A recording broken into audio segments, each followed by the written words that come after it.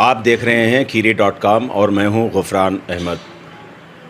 लोकसभा के 7वें फेज़ का चुनाव मुकम्मल हो चुका है और कल यानी 1 जून को ये चुनाव मुकम्मल हुआ और चुनाव मुकम्मल होते ही एग्ज़िट पोल भी सामने आ गया। 7वें फेज़ के चुनाव में तमाम क़यास आराइयाँ लगाई जा रही हैं और उम्मीदवारों की किस्मत का फ़ैसला ईवीएम में बंद है। 4 जून को काउंटिंग होगी। कौन जीतेगा, कौन हारेगा, किसकी हुकूमत बनेगी, किसके सर पर ताज रखा जाएगा, आपके सामने ये फ़ैसला 4 जून को आ जाएगा। 7वें फेज़ के चुनाव के हवाले से और एग्ज़िट पोल के हवाले से आज हम बात करने के लिए आए हुए हैं लखीमपुर खीरी ज़िले की उस शख्सियत से जिसका ताल्लुक़ समाजवादी पार्टी से 1992 से है और समाजवादी पार्टी के जो ज़िला अध्यक्ष भी रहे, लोहिया वाहिनी के भी वो ज़िला अध्यक्ष रहे। इसके अलावा जो प्रदेश स्तर की कार्यकारिणी है उसमें भी वो रहे हैं। ख़ास बात हम आपको ये भी बताना चाहेंगे कि वो ज़िला खीरी के जितने भी समाजवादी पार्टी के ऐसे लीडरान जिस पर अखिलेश यादव जी सबसे ज़्यादा भरोसा करते हैं, उनमें सरे फहरिस्त हैं अनुराग पटेल। अनुराग पटेल साहब पर समाजवादी पार्टी के राष्ट्रीय अध्यक्ष अखिलेश यादव जी पूरी तरह से भरोसा रखते हैं और इसकी ख़ास मिसाल ये है कि अभी अखिलेश यादव जी ने आपको मिर्ज़ापुर लोकसभा निर्वाचन क्षेत्र का प्रभारी बनाया। करीब 2 हफ्ता रहकर अभी आए हैं, हमारे साथ हैं। चुनाव के बारे में बहुत ज़्यादा आपको तजुर्बा है, एक्सपीरियंस है। कई चुनाव लड़वाए हैं, चुनाव की बारीकियों को जो जानते हैं। इसके अलावा एग्ज़िट पोल के बारे में भी अच्छी जानकारी रखते हैं। तो आज हम अनुराग पटेल साहब से बात करने के लिए उनके दौलत खाने पर हाज़िर हुए हैं और सबसे पहले यही हम जानना चाहेंगे अनुराग भाई से कि पहले तो एग्ज़िट पोल के बारे में अपना रिएक्शन, अपना रद्द अमल ज़ाहिर करें कि क्या कहना है, जबकि अब एग्ज़िट पोल को आए हुए 24 घंटे से ज़्यादा का वक्त हो चुका है और विवादों के घेरे में एग्ज़िट पोल आ रहा है। आपका क्या मत है? देखिए, धन्यवाद आपको। सबसे पहले तो हम अपने धन्यवाद देना चाहेंगे अपने नेता को, माननीय अखिलेश यादव को, जो हमारे बीच में नहीं है नेता, माननीय मुलायम सिंह यादव जी को। आपने कहा कि उन्होंने विश्वास किया। एक कार्यकर्ता के लिए सबसे बड़ी उपलब्धि होती है कि अपने नेता का विश्वास जीतना। हम लोग लगातार लखीमपुर में भी काम किए, समाजवादी पार्टी ने जिम्मेदारी दी, हमारे नेता ने जिम्मेदारी दी, हम लोग मिर्ज़ापुर भी गए। रही बात एग्ज़िट पोल की, शायद जिन लोगों ने वो एग्ज़िट पोल तैयार किया है, हमारे नेता ने भी कहा है वह एग्ज़िट पोल मीडिया का नहीं है, डीएम ने तैयार कराया है। वो बहुत से डीएम हैं जो अपनी रिपोर्ट दिए होंगे कौन जीत रहा है, कौन हार रहा है, क्योंकि जितना हम लोग जनता के बीच में गए हैं, जनता के लोगों से बात किए हैं, एक गाँव गए हैं। लखीमपुर जनपद की दोनों सीटें, चाहे खीरी हो चाहे धौरारा हो, दोनों लोकसभा के लगभग ऐसा कोई गाँव नहीं है जहाँ हम लोग पैदल ना गए हों, गाँव घूमे ना हों। आम जनता स्वयं चुनाव लड़ रही थी। वो लड़ाई केवल इस बात की नहीं थी कि समाजवादी पार्टी लड़ रही हो, आम जनता निकल करके खुद अपनी लड़ाई लड़ रही थी। लेकिन एग्ज़िट पोल वाले केवल वो दिखाते हैं जो सरकार तय करती है। आज सबको पता है कि देश के अंदर तानाशाही हुकूमत है और वो लोग मीडिया को अपने मुट्ठी में किए हैं। अगर आप जैसे लोग, मीडिया के लोग ना हों, यूट्यूबर्स ना हों, अगर सोशल मीडिया ना हो, तो अब तक देश कहाँ चला जाता है पता नहीं होता, क्योंकि मीडिया के लोग कुछ दिखाना नहीं चाहते हैं। जो बड़े बड़े प्लेटफार्म हैं मीडिया के, जो ये तय करते हैं, जो पीएमओ तय करता है, वो दिखाते हैं। वो दिखा रहे हैं 300 के ऊपर 350, 400 सीटें जीत के जाएंगे। हम आत्मविश्वास से लबरेज हैं, हमने काम किया है। हम कह सकते हैं कि माननीय अखिलेश यादव जी के नेतृत्व में उत्तर प्रदेश में समाजवादी पार्टी 40 से अधिक सीटें जीतेगी। हम बिल्कुल सिरे से नकारते हैं। कहीं पर 24 घंटा बचा है, 24 घंटे के बाद परसों की सुबह होगी और काउंटिंग सामने आ जाएगी। जनता ने वोट दिया है, वो हमें दिखेगा और हम लखीमपुर धौरारा भी जीतेंगे और उत्तर प्रदेश के अंदर 40 से ज़्यादा सीटें जीतने जा रहे हैं। क्या मकसद होता है इस तरह का एग्ज़िट पोल आवाम के सामने लाने का, जिसमें किसी ख़ास पार्टी के लिए इतनी ज़्यादा सीटें दिलाते हुए नज़र आते हैं? किसी ने 350 पार, किसी ने बल्कि 2-3 चैनल्स ऐसे हैं जिन्होंने 400 पार भी कर दिया है। मकसद क्या होता है? आवाम पर कोई साइकोलॉजिकल असर डालना मकसद होता है या कोई और दूसरा कोई ख़ास मकसद होता है? देखिए, 2014 में जब कांग्रेस की सरकार थी और 2014 में कांग्रेस की सरकार थी और 2004 में कांग्रेस की सरकार बनी थी। जब 2004 में कांग्रेस की सरकार बनी थी, उस समय अटल बिहारी वाजपेयी जी की सरकार थी और एक साइनिंग इंडिया का नारा चला था। और साइनिंग इंडिया के नारे में ऐसा दिख रहा था देश के अंदर दोबारा अटल बिहारी वाजपेयी की सरकार आने जा रही है। वो सब मीडिया वही दिखा रही थी कि 250-300 पार। कहीं पता नहीं चला था और कांग्रेस की हुकूमत बन गई थी। जो 2004 में हुआ था वही 2024 में होगा, बिल्कुल सेम रिपीट करेगा। कहीं दिखाई नहीं देगी भारतीय जनता पार्टी और कांग्रेस गठबंधन, इंडिया गठबंधन की सरकार बनेगी।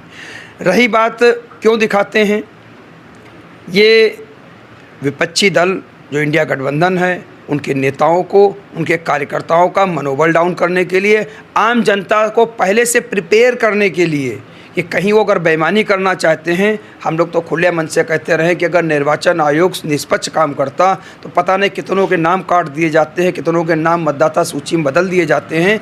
यही सब छोटी छोटी बेईमानी वो निचले स्तर पर करते हैं और निचले स्तर का असर होता है कि हमारा बहुत सा वोट जो समाजवादी वोट है, जो कांग्रेस को वोट देना चाहता है, जो अन्य दलों को वोट देना चाहता है, वो अपना वोट ढूंढे नहीं पाता है।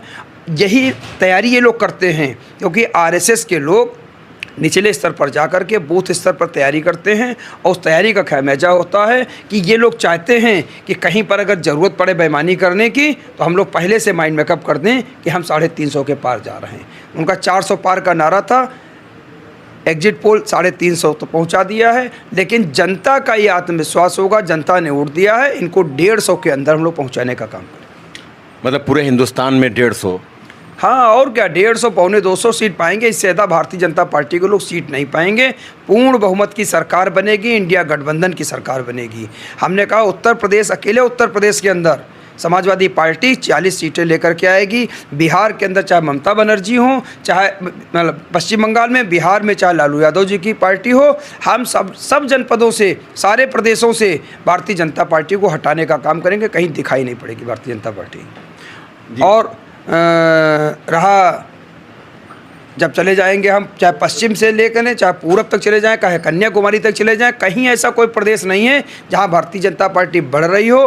क्योंकि ये चुनाव, हमने पहले कहा, उन किसानों का है जिनके ऊपर पैसा है, कर्जा है, बर्बाद हो रहे हैं। लाखों किसानों ने आत्महत्या करी है, कहीं कोई पूछने वाला नहीं है। मुश्किल से 10-12 लाख करोड़ रुपया खर्चा होगा किसानों के ऊपर, वो आज तक माफ़ नहीं किया। 1 रुपया, 2 रुपया, 3 रुपया माफ़ करने की चेक दी जाती है। वहीं दूसरी ओर कॉरपोरेट जगत में अडानी हो चाहे अंबानी हो, जिनको हाथ पे लेके घूमते हैं, पूरा देश उनको दिए दे रहे हैं। कहीं रेल दे रहे हैं, कहीं हवाई अड्डा दे रहे हैं, सब कुछ तो उनके हाथ में दे रहे, पूरा देश दे रहे हैं। और उन्हीं का लगभग 15 लाख करोड़ से ऊपर ज़्यादा कर्जा भी माफ़ कर दिया। तो कारपोरेट का अगर कर्जा माफ़ हो सकता है तो जो किसान खेतों में काम करते करते धूप प्यास में गिर जाता है, मर जाता है, जो आत्महत्याएं कर रहा है, जो कर्जे से दबा है, उसका कर्जा क्यों नहीं माफ़ कर सकते? इंडिया गठबंधन ने कहा है कि सत्ता में आते ही किसानों का संपूर्ण कर्जा माफ़ करेंगे। हम धन्यवाद देना चाहेंगे माननीय अखिलेश यादव जी का, धन्यवाद देंगे माननीय राहुल गांधी जी का, जो उन्होंने किसानों के इस बात को रखने का काम किया है।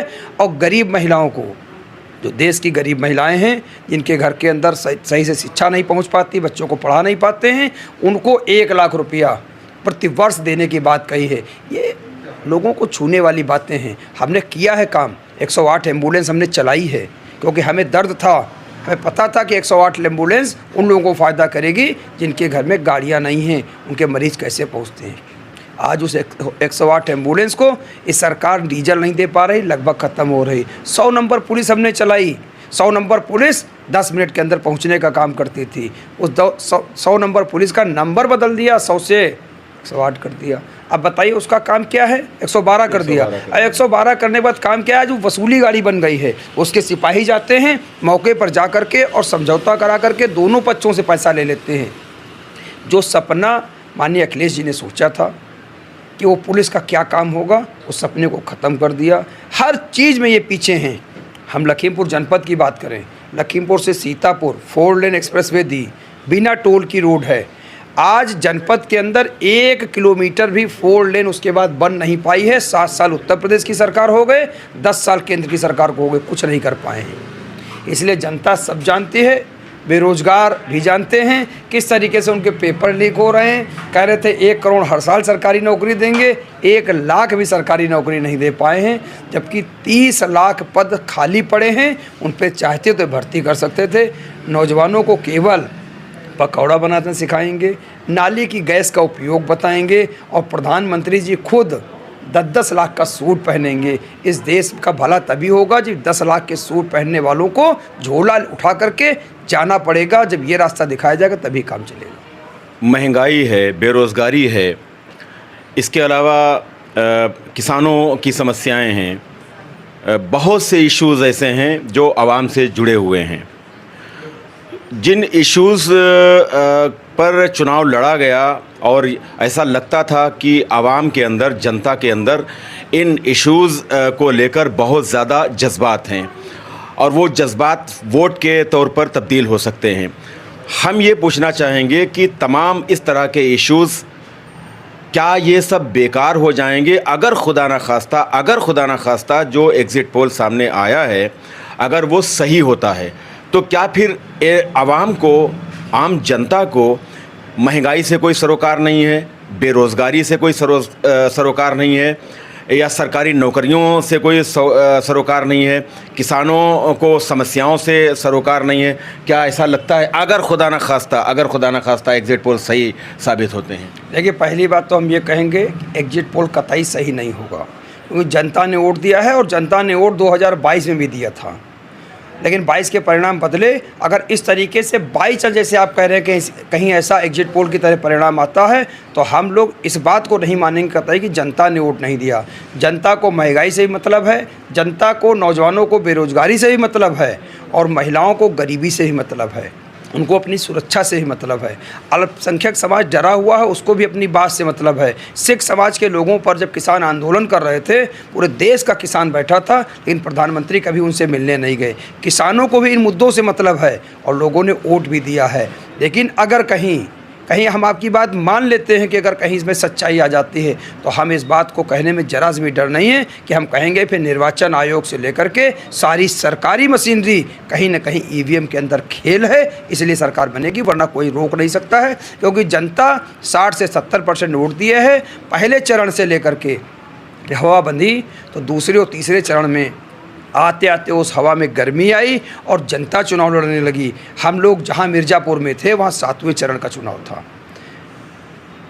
79 मिर्ज़ापुर था, और पड़ोस में ही इस देश के सबसे बड़ी प्रधानमंत्री जो चुनाव लड़ रहे थे, उनकी भी सीट पड़ोस में ही थी, बनारस की। हम लोगों ने वहाँ भी देखा है। पिछला भी चुनाव उठा के आप देखेंगे कि एक जो बड़े अंतर से वो जीते थे, उस अंतर को हम लोग कम करेंगे, लड़ाई में ले आए हैं सीट। कहीं ऐसा ना हो, कहीं ऐसा भी सुनने में एक बार बीच में आपको आएगा, कहीं प्रधानमंत्री कांग्रेस गठबंधन प्रत्याशी के पीछे चल रहे हैं। ये भी आ सकता है मौका, जीत जाए अलग बात है, क्योंकि वह मशीनरी लगी है और पूरी ताकत उन्होंने लगाई है, पूरे देश के नेता वहाँ पे लगाए हैं। लेकिन कहीं ना कहीं ऐसा भी मौका आएगा पूरे काउंटिंग का दौरान, जो आएगा प्रधानमंत्री जी अजय राय से पीछे चल रहे हैं, क्योंकि समाजवादी पार्टी वहाँ लड़ी है, कार्यकर्ता लड़े हैं। ये कार्यकर्ता और जनता खुद चुनाव लड़ी है, इसलिए हम उस भरोसे से कह सकते हैं कि समाजवादी पार्टी जीतेगी। 80 की 80 सीटों पर बहुत अच्छी लड़ाई होगी और 40 से ज़्यादा समाजवादी पार्टी अकेले सांसद जीत करके। क्या आपको उम्मीद है कि चुनाव आयोग पूरी ईमानदारी के साथ काउंटिंग कराएगा? पूरा इलेक्शन आपने देखा, 7 फेज़ देखे हैं और किस तरह से क्या क्या नहीं कहा गया है। पूरे मुल्क के माहौल को फ़िरक़ावाराना रंग देने की कोशिश की गई। कभी मुस्लिम और कभी मटन और कभी मछली और कभी मंगलसूत्र, पता नहीं क्या क्या वो बयानात जो एक आम आदमी भी अपनी ज़बान से नहीं अदा करता है, देश के प्रधानमंत्री ने इस तरह के अल्फाज अदा किए हैं। तो क्या लगता है और इन बयानात पर कोई कार्रवाई चुनाव आयोग ने नहीं की, तो क्या आपको लगता है कि काउंटिंग में चुनाव आयोग पूरी तरह से पारदर्शिता बरतेगा? देखिए, वो एक निष्पक्ष संस्था है और मान के चलते हैं उसको निष्पक्ष कार्रवाई करनी चाहिए, लेकिन कहीं न कहीं भरोसा उठा है। जो आपने कहा, हम रोज़ पेपर पढ़े हैं, प्रिंट मीडिया के, इलेक्ट्रॉनिक मीडिया के, उनके रोज़ बयान आए हैं, चाहे प्रधानमंत्री जी हों, चाहे गृह मंत्री हों, चाहे देश के रक्षा मंत्री हों और चाहे उत्तर प्रदेश के मुख्यमंत्री जी हों। उनका रोज़ बयान पढ़िए तो कहीं वो कहते हैं मंदिर के ऊपर बाबर नाम का ताला लग जाएगा, कहीं कहते हैं उसको हटा करके फिर मस्जिद बन जाएगी, कहीं वो कहते हैं कि हिंदुओं की ज़मीनें छीन करके मुसलमानों को दे दी जाएंगी। इस तरीके से हिंदू मुस्लिम पर जो उनका चलता रहा है, तो कायदे से धर्म के नाम पर वोट नहीं मांगे जा सकते, तो स्वतः संज्ञान लेना चाहिए था निर्वाचन आयोग को, नहीं लिया। अच्छा अनुराग भाई, आप गांधी जी को जानते हैं? बहुत अच्छी तरीके से हम लोग 82 से जान रहे हैं या बहुत बचपन से जान रहे हैं? देखिए, ये जब प्रधानमंत्री को हम क्या कहें, वो तो जब कहता है 70 साल के बाद देश आज़ाद हुआ है, तो ये उसको सोचना चाहिए, उसको अपना इलाज कराना चाहिए। हम तो ये कहेंगे कि जब इंडिया गठबंधन की सरकार बनेगी, इंडिया की सरकार जाएगी, तो सबसे पहले इनके मानसिक संतुलन गड़बड़ है, इसका इलाज भी कराना पड़ सकता है। आज वो प्रधानमंत्री के पद पर हैं, इस देश के सर्वोच्च पद पर हैं, कुछ कहना नहीं चाहते हैं, सम्मानित पद है, लेकिन जब वो ऐसी भाषा बोलते हैं कि एक राष्ट्रपिता, जब हम लोग आज हमारी 50 साल की उम्र हो गई है, जब हम 7 साल 8 साल के जानने वाले हुए, तो हम 6 साल में मेरा एडमिशन भी लखीमपुर में सबसे पहले, अगर हमने नर्सरी पढ़ी, KG पढ़ा, तो यहाँ पर एक गांधी बाल उद्यान स्कूल है, उसमें हमारी पढ़ाई हुई। उस गांधी बाल उद्यान में जब हम पहुँचे थे 5 साल की उम्र में, तो वहाँ महात्मा गांधी की उस समय मूर्ति लगी हुई है। 1900 हमारी लगभग 80 के आसपास, 80 में हमारा एडमिशन हुआ, तो 80 में महात्मा गांधी की मूर्ति लगी थी, और आज भी इस जनपद में उससे अच्छी मूर्ति कोई नहीं लगी जो महात्मा गांधी की आदमकद मूर्ति लगी हुई है। तो हम तो उस समय से जान रहे हैं। अब प्रधानमंत्री किस नशे में थे या इनके लोग किस नशे में हैं, जो महात्मा गांधी उनको दिखाई नहीं पड़ते। और जो आपने पुराना प्रश्न किया था कि इलेक्शन कमीशन में विश्वास किस तरह करते हैं, आम जनता ने देखा है, मैंने देखा है, पूरी मीडिया ने देखा है। चंडीगढ़ के मेयर का चुनाव, जब चंडीगढ़ का मेयर का चुनाव था, उन्हीं के अधिकारी, इलेक्शन कमीशन का अधिकारी कितनी भ्रष्टता के साथ, कितनी बेईमानी कर रहा था, लेकिन इस इलेक्शन कमीशन ने स्वतः संज्ञान नहीं लिया। वो तो हाई कोर्ट और सुप्रीम कोर्ट का हस्तक्षेप कि चुनाव दोबारा नहीं कराया, बल्कि हारे हुए प्रत्याशी को, जिसको उन्होंने हराया था, उसी को मेयर घोषित कर दिया। इसलिए हमें विश्वास बहुत नहीं है, लेकिन संवैधानिक संस्था है, इसलिए उस पर उंगली नहीं उठाई जा सकती। लेकिन अधिकारियों को चाहिए कि सरकारें आती रहती हैं, जाती रहती हैं, बदलती रहती हैं, एक संवैधानिक संस्था की इज्जत बचा के रखें। आज जिस तरीके से कांग्रेस के नेता ने कहा कि गृह मंत्री ने 150 डीएमओ को फ़ोन किया है, देखिए स्वतः संज्ञान ले लिया निर्वाचन आयोग ने और उनके खिलाफ नोटिस जारी कर दी, कांग्रेस पार्टी के खिलाफ भी, उस व्यक्ति के खिलाफ भी, कि आप 150 जिलाधिकारियों के नंबर बतावें। आज आप स्वतः संज्ञान ले रहे हैं, लेकिन जिस दिन वो कह रहे थे कि ताला बाबरी नाम का पड़ लग जाएगा, मंदिर गिरा दिया जाएगा, हिंदुओं की ज़मीनें मुसलमानों को दे दी जाएंगी, क्या उस दिन स्वतः संज्ञान नहीं लिया जा सकता था? नहीं लेंगे। इसलिए प्रश्न चिन्ह लगाना भी जायज़ है। कहीं ना कहीं अधिकारी भ्रष्ट हैं और अधिकारी की निरंकुशता को रोकने के लिए आयोग को सख्ती उठानी पड़ेगी। इन हालात में जब ट्रांसपेरेंसी नहीं है चुनाव आयोग में, या चुनाव आयोग क्या जो उस पद पर इस वक्त बैठे हुए हैं, तो वो चीज़ नहीं दिखाई पड़ती है, पूरी ईमानदारी नहीं दिखाई पड़ती। इन हालात में काउंटिंग के लिए समाजवादी पार्टी या इंडिया अलायंस ने तैयारी क्या की है? देखिए, समाजवादी पार्टी का कार्यकर्ता, हम लोगों ने 1992 से पार्टी देखी है। जितना जुझारू कार्यकर्ता समाजवादी पार्टी के साथ है, जितना निष्ठावान ईमानदार कार्यकर्ता समाजवादी पार्टी के साथ में है, उतने नौजवान कार्यकर्ता जुझारू संघर्षशील किसी दल के पास नहीं हैं और सब तैयार हैं पूरी मुस्तैदी के साथ में। कल परसों काउंटिंग होनी है, कल सब लोगों को बुला करके एक साथ इकट्ठा करके मीटिंग कर दी जाएगी, समझाया जाएगा और परसों सुबह हम लोग 7 बजे, 6:30-7 बजे पहुंच करके मंडी में अपनी अपनी संबंधित टेबल पर बैठने का काम करेंगे। और जब तक काउंटिंग ख़त्म नहीं हो जाएगी, कार्यकर्ता की निगाह केवल ईवीएम मशीन पर रहेगी और हमारा जो प्रत्याशी वोट पा रहा है उनको जोड़ने का, घटाने का काम हम लोग करेंगे। परिणाम चाहे जैसे आते रहेंगे, हम लोग घबराने वाले नहीं हैं, क्योंकि हमें पता है कि अंत में जीत का प्रमाण पत्र समाजवादी पार्टी के प्रत्याशी उत्कर्ष वर्मा को ही मिलेगा। पार्टी आला कमान ने कोई दिशा निर्देश दिए हैं आप लोगों को? देखिए, समाजवादी पार्टी के राष्ट्रीय अध्यक्ष जी ने एक चिट्ठी जारी की कल वोटिंग के बाद, और कार्यकर्ता साथियों के लिए जारी करी है कि इंडिया गठबंधन की मीटिंग हुई है, हम लोग मान के चलते हैं कि 290 सीटें आएंगी। कतई एग्जिट पोल से घबराने की ज़रूरत नहीं है। एग्जिट पोल हम लोगों को भ्रमित करने का काम करेगा, इसलिए उनकी चिट्ठी बाकायदा आ गई है कि एग्जिट पोल से घबराने की ज़रूरत नहीं, हमारी निगाह ईवीएम को बचाने पे रहनी चाहिए और उस समय तक हमारी निगाह रहनी चाहिए जब तक जीत का प्रमाण पत्र जारी न हो जाए, तब तक हम लोग मंडी के अंदर ईवीएम मशीन पर ही निगाह बनाए रखेंगे। दोनों सीटों के लिए क्या कहेंगे, धौरारा और खीरी? हम धौरारा भी जीतेंगे, 100% जीतेंगे और खीरी भी जीतेंगे। उत्कर्ष वर्मा जी और आनंद भदौरिया जी दोनों प्रत्याशी जीत के जाएंगे, सदन पहुंचने का काम करेंगे, इस जनपद का विकास करेंगे। उत्तर प्रदेश में आपने बताया कि 40 सीटें हम जीत रहे हैं। 40 से ज़्यादा समाजवादी पार्टी जीतेगी, कांग्रेस इंडिया गठबंधन की सीटें मिला लेंगे तो हम लोग 50 और 60 के करीब पहुंचने का काम करेंगे, इससे कम चुनाव नहीं जीतेंगे। हमने क्या कहा कि हम प्रधानमंत्री की सीट पर भी एक बार आश्चर्यजनक परिणाम आएगा कि कहीं पर यह जरूर साबित होगा कि प्रधानमंत्री जी पीछे चल रहे हैं। पूरे मुल्क में क्या सूरत हाल बनेगी?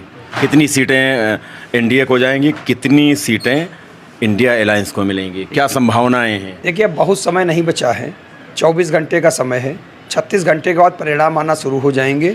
हम तो सिर्फ इतनी बात कहेंगे, जनता ने वोट दिया है, जनता ने विश्वास जताया है इंडिया गठबंधन के साथ में और परिणाम सामने आएगा। हम लोग पूर्ण बहुमत की सरकार बनाएंगे, ये बात कह सकते हैं कि पूर्ण बहुमत की सरकार बनेगी हमारी। आखिर में क्या पैगाम देना चाहेंगे पार्टी कार्यकर्ताओं को, समाजवादी पार्टी कार्यकर्ता, या अब इस वक्त चूंकि इंडिया अलायंस है, सभी जितने भी इंडिया अलायंस में जो भी पार्टियां हैं उनके तमाम कार्यकर्ताओं से क्या कहना चाहेंगे काउंटिंग के संदर्भ में?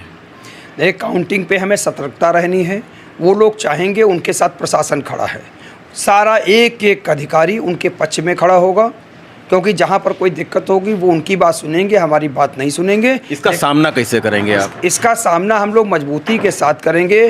तमाम अधिवक्ता साथी हम लोगों ने काउंटिंग एजेंट बनाए हैं, कानूनी जानकारी है। हमने भी शुरुआत से लगभग 30 साल हो गया है चुनाव लड़ाते हुए। एक एक पहलू पर चाहे कोई अधिकारी अगर बात करने को तैयार होगा तो ऐसा नहीं है कि वो किताब पढ़ के आया है, तो हम लोग ऐसे नहीं जाने, हम लोग प्रैक्टिकल भी देखे हैं, कहाँ पर किस तरीके से क्या कमियां होती हैं उनका हम लोगों ने भी अध्ययन किया है। कल अपने कार्यकर्ताओं को समझाने का काम करेंगे, जहाँ कोई दिक्कत होगी वहाँ लड़ाई का लड़ने का या बात करने का, संघर्ष करने का हम लोग बात करेंगे। ज़रूरत पड़ेगी आयोग को सूचना देंगे, ज़रूरत पड़ेगी तो हम अपने पार्टी कार्यालय को सूचना देंगे। पार्टी कार्यालय पर भी लोग बैठे रहेंगे लखनऊ में, जो संबंधित निर्वाचन आयोग में जाकर के तत्काल अपनी शिकायत करने का काम करेंगे। हम लोग कहीं घबरा नहीं रहे इन बातों से लेकर के, लेकिन इतना ज़रूर सतर्क हैं कि उनके साथ प्रशासन खड़ा है और हमें लड़ाई अपने दम पर लड़नी है, चाहे कांग्रेस पार्टी हो चाहे आम आदमी पार्टी हो। देखिए, वो लोग कोई उठा नहीं रखेंगे कसर। जब मुख्यमंत्री को जेल भेजने का काम करते हैं, हमारे नेताओं को जेल भेजने का काम करते हैं। अब हम मिर्ज़ापुर का उदाहरण आपको दे दें, मिर्ज़ापुर हम लोग चल के गए तो अब जो प्रत्याशी वो तो चुनाव जीत करके आ रहे हैं, रमेश चंद्र बिंद, लेकिन उससे पहले हमारा प्रत्याशी जो लगभग तय थे उसको जेल भेज दिया। तो वो हर चीज़ में घबरा रहे हैं, पुलिस ने पकड़ के फर्जी मुकदमों को करके जेल भेज दिया, उसकी जमानत भी 29 तारीख के बाद होती है। तो इस तरीके से वो घबराए हुए हैं और उनकी घबराहट जायज़ भी है, क्योंकि उनके एक एक नेता इस बार पहली बार मैंने देखा है।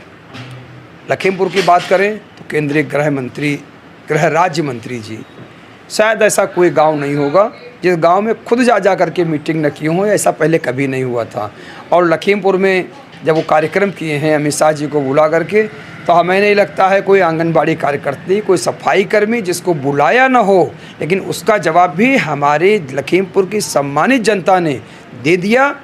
जब अखिलेश जी आए तो उनकी भीड़ से दूनी भीड़, बिना बुलाए, बिना साधन के, बिना दबाव के ये संदेश चला गया कि लखीमपुर हम जीतने जा रहे हैं। और जब हम लोग धौरहरा पहुँचे कस्ता विधानसभा में, वहाँ जनसभा थी माननीय अखिलेश यादव की, तो जितनी बड़ी लखीमपुर की जनसभा थी उससे कहीं 21, उससे कहीं बड़ी धौरहरा की जनसभा थी। तो राष्ट्रीय अध्यक्ष जी ने हेलीकॉप्टर में ऊपर बैठ करके सीधा कह दिया कि अनुराग, ये तो बहुत बड़ी जनसभा है, आनंद भदौरिया भी जीत करके आएंगे। तो ये विश्वास अपने नेता का होता है। मैं अखिलेश यादव जी को धन्यवाद देता हूँ कि इस बार उत्तर प्रदेश के अंदर बहुत अच्छे प्रत्याशी दिए हैं और वो साफ सुथरी छवि के प्रत्याशी दिए और सारे संघर्षशील प्रत्याशी हैं।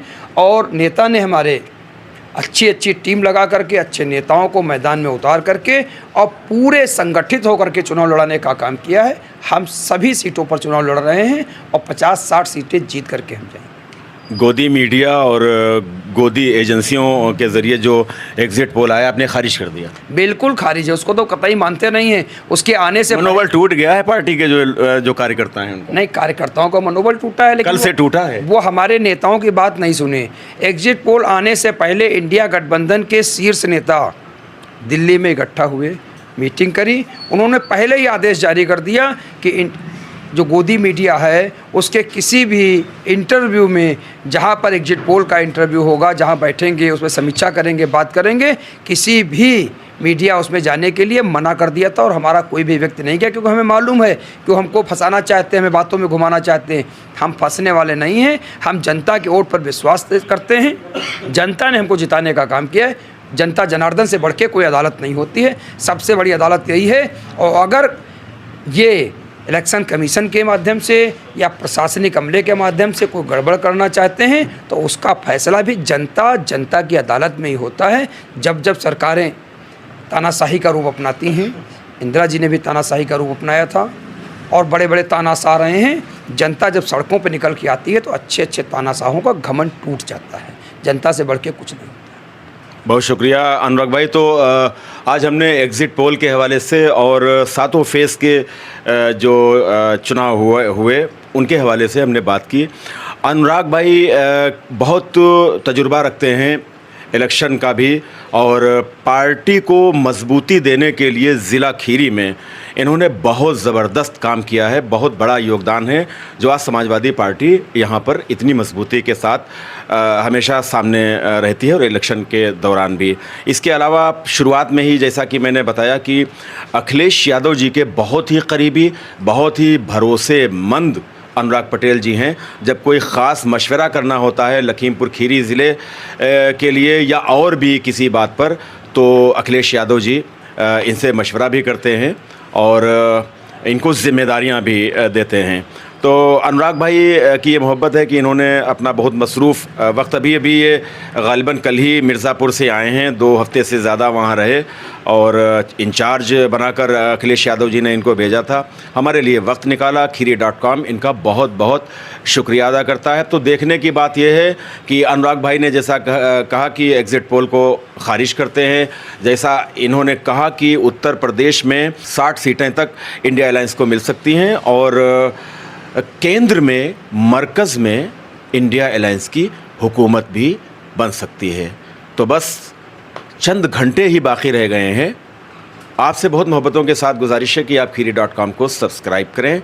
ये वीडियो आपको कैसा लगा कमेंट बॉक्स में जाएं, अपनी राय का इजहार करें। वीडियो पसंद आए तो आप इसे शेयर करें, लाइक करें। कैमरा पर्सन मोहम्मद शाहान रज़ा के साथ गुफरान अहमद को इजाज़त दें। वीडियो देखने के लिए बहुत शुक्रिया।